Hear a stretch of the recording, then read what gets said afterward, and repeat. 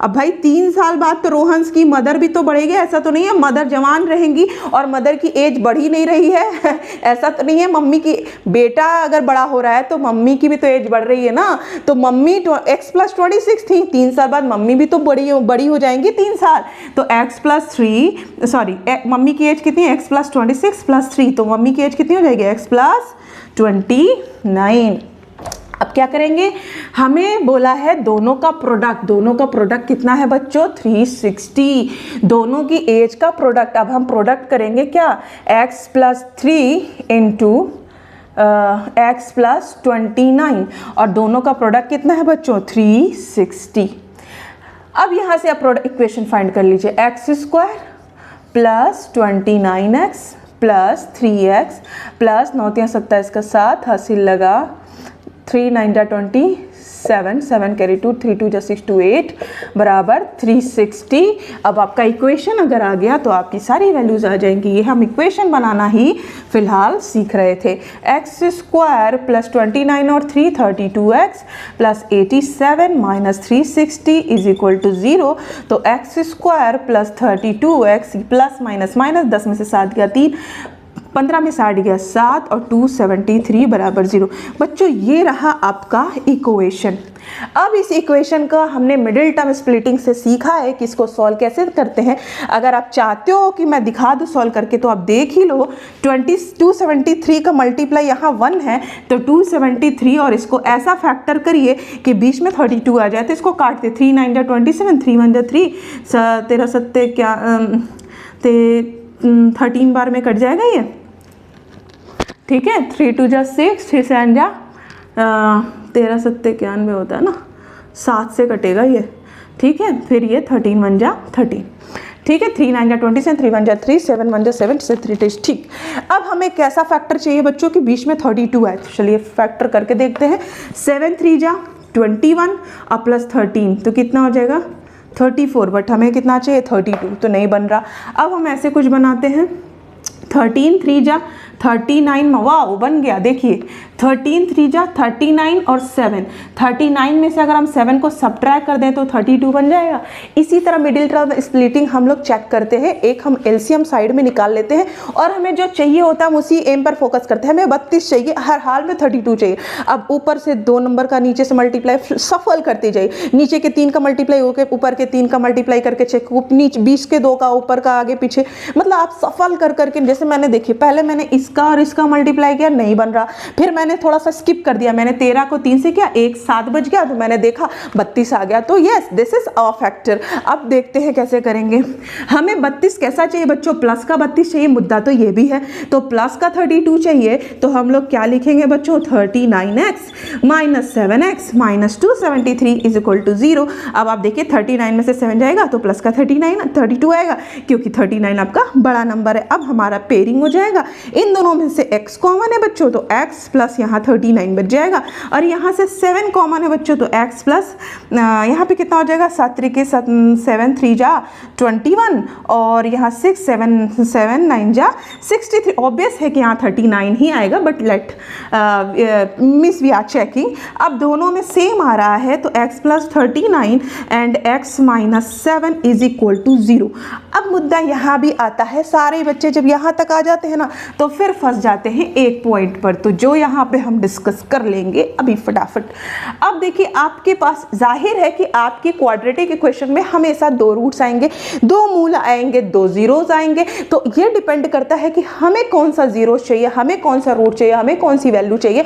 तो ये हमारे कॉन्सेप्ट पे फिर आ जाता है। किसी की एज क्या माइनस में हो सकती है, क्या किसी की एज माइनस, क्या कोई बच्चा जिस दिन पैदा होता है ना उसी दिन से उसकी एज की शुरुआत हो जाती है, तो क्या कभी बच्चा माइनस में पैदा होगा नहीं हो सकता, ठीक है। बच्चा जब पेट में होता है ना, जब बच्चा एम्ब्रियो होता है, या कह सकते हो आप जब बच्चा माँ के पेट में होता है, तो उसकी एज काउंट ही नहीं करते, जिस दिन पैदा होता है 0 भी नहीं काउंट करते, जिस दिन पैदा होता है ना वो बच्चा उसी दिन पूरा दिन 1 दिन का हो जाता है। तो एज कभी भी नेगेटिव नहीं हो सकती।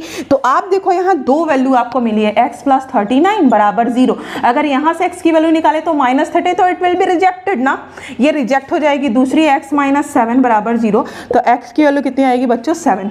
अब अगर आपकी x की वैल्यू 7 आ गई तो x कौन था, रोहन था ना, तो रोहन की एज कितनी आ गई बच्चों, रोहन की एज आ गई, रोहन की अभी की एज आ गई 7 साल। रोहन कितने साल का हो गया, 7 साल। तो रोहन की मदर कितने साल की, रोहन मदर उसकी 26 साल बड़ी थी, x + 26 था ना, तो x की वैल्यू 7 + 26 6 7 13 33 ईयर्स। मतलब अगर रोहन 7 साल का तो उसकी माँ 33 ईयर्स की। फिर रोहन अगर 15 साल का होगा तो उसकी माँ के एज में फिर जोड़ देंगे, जितना साल बढ़ रहा है 8 साल जोड़ देंगे, 8 3 11 41 हो जाएगा। हमेशा रोहन और रोहन की माँ में 26 साल का डिफरेंस बना रहेगा टिल दी डेथ।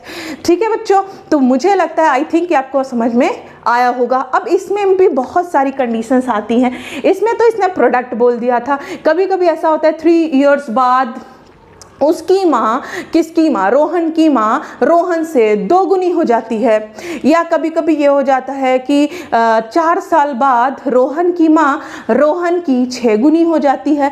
तो इस तरह के भी क्वेश्चंस होते हैं, जो कि हम लोग इस तरह के भी क्वेश्चंस ज़रूर देखेंगे। मेरा देखिए, हम एक ही साथ 4 तरह के कॉन्सेप्ट क्यों नहीं पढ़ाते, क्योंकि सबसे पहली बात तो ये होती है कि जब आप एक कॉन्सेप्ट फोकस्डली पढ़ते हो ना, तो वो चीज़ आपके दिमाग में उठते बैठते जागते सोते क्लिक करती है। अरे ऐसे था, हम तो ऐसा समझ रहे थे, ऐसे था। और अगर आपने समझ लिया अच्छे से तो अब मैं ये पढ़ाई, उसके बाद मैंने जस्ट शुरू कर दिया दुगुना वाला, आधा वाला, हाफ वाला, चौथाई, तिहाई, इस तरह के अगर मैंने शुरू कर दिए तो फिर आ जाती है मिसकंसेप्शन। तो एक बार में एक टॉपिक पढ़िए लेकिन सॉलिड पढ़िए। मेरा मानना कि concept is most important, not completing the syllabus.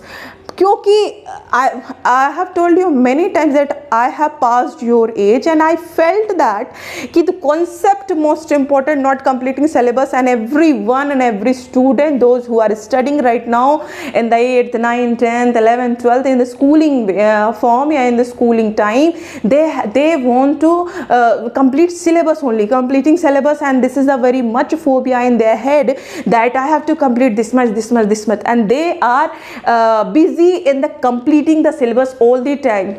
I have seen lots of time in the PTM that parents came and parents told me that ma'am, she is writing every day, she is writing full day and every day she is writing only. I am seeing that she is writing, he is writing, no parents came and told me that ma'am, she is try to understand the concept. No parents told me like this. Why? Because they have not seen their children for understanding the things. They have seen only and only writing, copy pasting. So it's my aim to make your concept clear. ठीक है, that's why I have started my YouTube channel, that कि what is my aim, I have to give you conceptual knowledge. ठीक है, and इसी तरह पढ़ते रहिए, बस और क्या बोले। ठीक है, तो पढ़ते रहिए, मुस्कुराते रहिए। अगर आपको मेरा वीडियो अच्छा लगता है तो लाइक से सब्सक्राइब करना बिल्कुल ना भूलें, बेल आइकन को दबाएं और ज़्यादा से ज़्यादा स्प्रेड करें और अपने फ्रेंड्स और सभी लोगों को भी पहुँचाएं। एक बच्चे ने मुझे कमेंट किया था कि मैम प्लीज़ 12th क्लास की वीडियो डालिए। एक नहीं 2-4 का मैसेज आया हुआ है। इंशाल्लाह ताला मैं ट्राई कर रही हूँ बहुत सारी वीडियोज़ देने की, बट थोड़ी सी सर्कमस्टांसेस मेरे साथ कुछ ऐसी चल रही है जिसकी वजह से मैं ज़्यादा वीडियोज़ नहीं बना पा रही। तो no worry, inshallah I will be trying and I will be give you as much as possible from my side. तो okay, पढ़ते रहिए, मुस्कुराते रहिए, bye bye, take care, keep learning.